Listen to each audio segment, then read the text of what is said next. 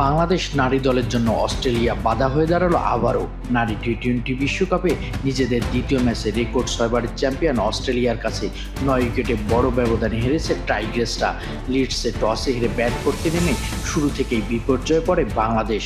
মাত্র 15 রানের মধ্যেই ফিরে যান দুই ওপেনার দিলারা আক্তার ও জুরাইরিয়া ফেরদৌস। এরপর নিয়মিত বিরতিতে উইকেট হারিয়ে চাপে পড়ে যায় তার দল। অধিনায়ক নিগার সুলতানা জ্যোতি এক প্রান্ত আগলে রেখে 47 বলে করেন 27 রান, কিন্তু ঋতুমণি যোগ করেন 16 রান। তবে পুরো ইনিংসে বড় কোনো জুটি করতে না পারায় 20 ওভারে 8 উইকেট হারিয়ে 77 রান করতে সক্ষম হয় বাংলাদেশ। ছোট লক্ষ্য তাড়া করতে নেমে শুরু থেকে আক্রমণাত্মক ছিল অস্ট্রেলিয়া। বেথমুরি দ্রুত আউট হলেও জর্জিয়া ভল ও অ্যালিস পেরি ব্যাটে সহজ জয় নিশ্চিত করে অজিরা। জর্জিয়া ভল অপরাজিত 45, অ্যালিস পেরি অপরাজিত 19 রান করেন। মাত্র 9.3 ওভারে 1 উইকেট হারিয়ে জয়ের বন্দরে পৌঁছে যায় অস্ট্রেলিয়া।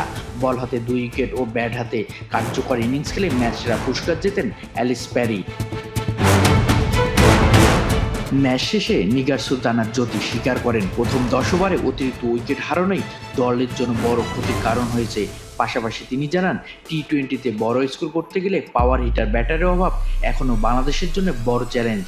2 ম্যাচে 1 জয় 1 হারে পয়েন্ট টেবিলে 3 নম্বরে বাংলাদেশ, আর টানা 2 জয়ে শীর্ষস্থান দখল করে রেখেছে অস্ট্রেলিয়া। এখন টাইগার্সদের সামনে ঘুরে দাঁড়ানোর মিশন।